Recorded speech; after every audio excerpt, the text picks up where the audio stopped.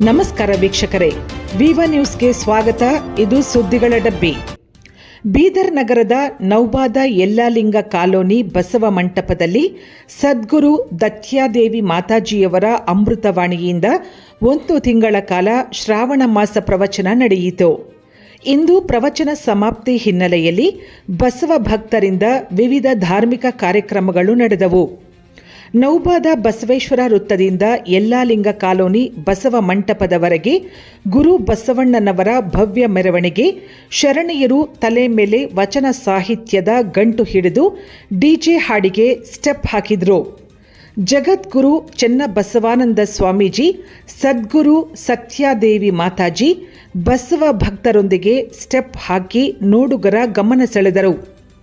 ಅಂಗದ ಮೇಲೆ ಲಿಂಗ ಕೊಟ್ಟ ಎಂಬ ಹಾಡಿಗೆ ಎಲ್ಲ ಬಸವ ಅನುಯಾಯಿಗಳು ಕುಣಿದು ಕುಪ್ಪಳಿಸಿ ಸಂಭ್ರಮಿಸಿದರು.